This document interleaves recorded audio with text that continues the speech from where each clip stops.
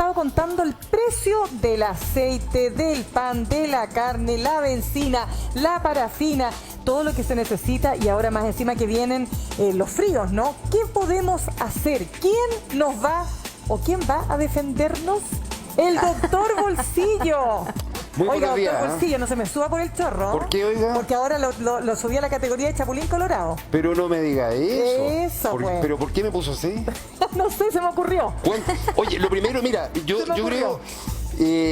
estoy feliz de estar con ustedes porque creo que tenemos noticias económicas que son fuertes, son negativas, son malas, y a mí me gustaría también dejar mensajes positivos, porque la verdad que tenemos tanta mala onda que todo sube, entonces, como dijo alguien por ahí, vienen tiempos difíciles, ¿cuándo han sido fáciles? Entonces, ¿para qué vamos a reforzar cosas negativas? Y a mí siempre me gustaría partir dejando algunas recomendaciones y contando algunas cosas que tal vez no las saben todas las personas. Lo primero, el CERNAC acaba de sacar dos comparadores de crédito súper buenos. Primero para los créditos de consumo y segundo para las tarjetas de crédito. Y esto es bien importante porque fíjense ustedes que en febrero, según el Banco Central, las tasas de interés de los créditos en cuota, en promedio, tú sabes que los promedios no dicen nada, era el 1,4%. Pero la tasa de interés de las líneas de crédito era un 2,7% mensual. El doble. Y ojo, recuerda que tú no pagas una tasa de interés, pagas lo que se llama una CAE, que es mucho mayor. Entonces, ¿qué es lo que ocurre? Que las personas que están endeudadas con tarjetas de crédito, con líneas de crédito, no las pueden pagar, busquen la alternativa de refinanciarlas con crédito en cuotas, tratando de no volver a ocupar las líneas. Ahí de verdad hay un ahorro importante para el bolsillo sin empezar a hablar todavía de la comida. Y lo otro, recuerden que tienen la portabilidad financiera. Ustedes pueden cotizar, pueden comparar y exigirle a su banco o a la institución financiera que les mejore las condiciones. Ese es un tremendo aporte que nos hizo el CERNAC. Segundo, no sé si ya lo han mencionado, pero se viene un nuevo cambio en el IFE laboral, pero no es lo mismo que el IFE laboral anterior. Porque yo no saco nada con ofrecerle un IFE a Angelito o a Mirna si finalmente porque tienen que cuidar a los hijos no pueden ir a trabajar. Claro. Este IFE que va a anunciar el ministro Marcel viene con algunas medidas de apoyo especial para las mujeres. Hagamos una cosa, doctor, ¿le parece? Invitemos a todos quienes nos están viendo para que nos hagan llegar sus preguntas al más 569-5148-1313 y todas nuestras redes sociales disponibles de Tu Día para que el doctor Bolsillo pueda resolver sus inquietudes. Hablamos de la canasta, hablamos del IFE laboral, hablamos eventualmente también de bajar o subir los impuestos. ¿Qué pasa si hay un quinto retiro? Todo eso y más después de esta pausa. Aquí estamos entonces con el doctor Bolsillo para que nos ayude a entender. Doctor Bolsillo, ¿qué hacemos con el alza de precios? ¿Cómo podemos enfrentar esto?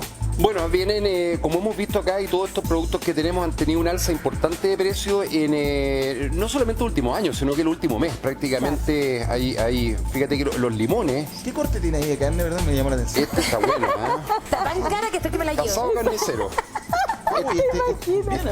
Mira, llévate tú este y yo me llevo esto porque estaba tan caro. Oiga, y el aceite está muy caro también. Y ese aceite le apuesto que es de maravilla. Este aceite, claro. Mira, pero mira, 5.007 no está malo, no está tan... ¿Qué? Claro, es que lo tenemos congelado hace 2 años. Entonces, ¿Pero qué corte es, pues? ¿De costilla? Asado carnicero.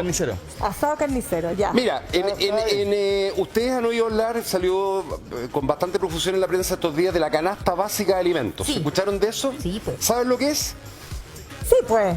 ¿Qué es? La canasta básica es la que determina, ¿no es cierto?, cuánto se va a establecer el precio de los productos básicos que se requiere para una casa o una familia, en fin, ¿no? ¿Tiene chicharra, señor director? No. No. La canasta básica de alimentos es una canasta que se determina para definir lo que se llama en Chile la línea de la pobreza. Ajá. Y en el fondo se basa en un consumo diario mínimo de 2.000 calorías. 2.000 calorías, o sea que es lo mínimo que necesita una persona para alimentarse. ¿Sabes cuánto trae una hamburguesa esas cototas? Sí. 2.500. 800 calorías. Una empanada de horno como 600 calorías. Pésimo alumno. Oye, estamos.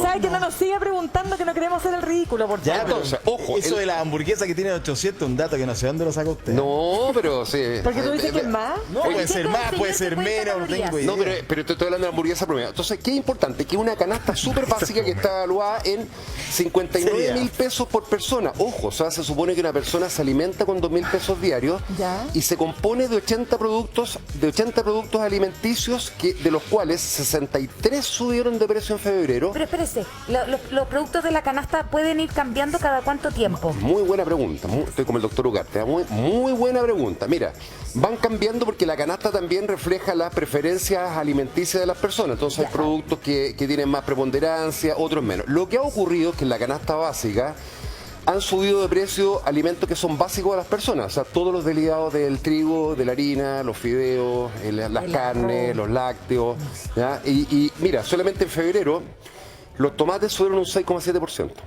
En febrero.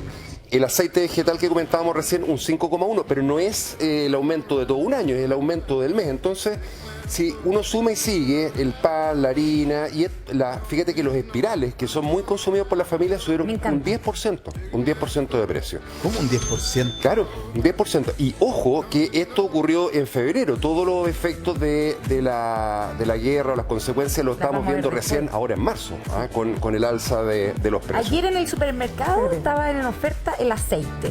3 lucas.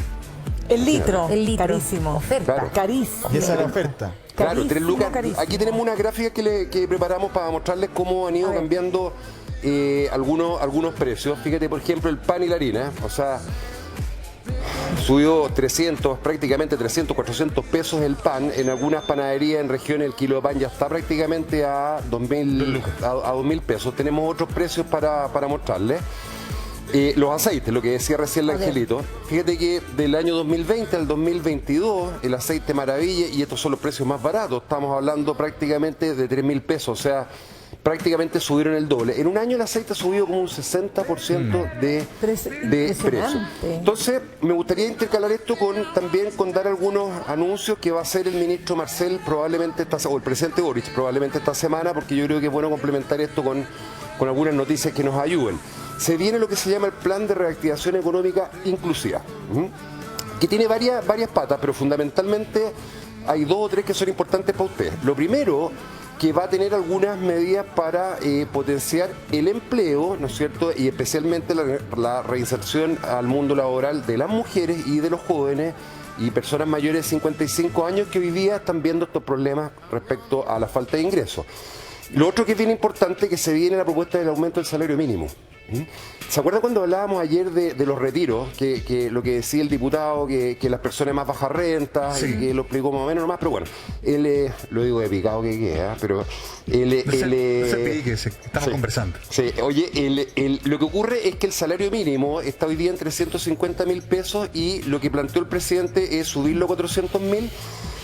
Pero se va a hacer en 2 tandas para no impactar mucho a las pymes, que no tienen la capacidad o la caja para poder pagar un salario mínimo más alto. Y creo que eso va a ser una buena ayuda para las personas. Y lo otro, que se espera algunas medidas también para tratar de contener los precios. Ya vimos lo que se ha hecho con el MEPCO, con los combustibles. Sí. Claro. Si no existiera el MEPCO, en Chile el litro de combustible vale $1,35. En los 10 países más caros el litro de benzina vale casi el doble, $2,2, $2,3. O sea, ese subsidio ha funcionado bastante bien y se espera que haya algún anuncio para incluir el gas licuado y la parafina que están fuera de este subsidio. Que, como decía Mirna recién, se vienen los tiempos fríos y esto está muy caro hoy día. ¿Puedo hacer un paréntesis con el tema del sueldo mínimo? Cuando se habla del sueldo mínimo en términos generales, también esto es un círculo virtuoso en este caso, porque las pensiones de alimentos se pagan, ahora los tribunales lo determinan por porcentaje del sueldo mínimo. Exactamente. Entonces, la mamá o papá que queda a cargo de los niños recibe la pensión de alimentos de sus hijos por un porcentaje del sueldo mínimo, y eso también ayuda a las familias que, lo sabemos, ¿no?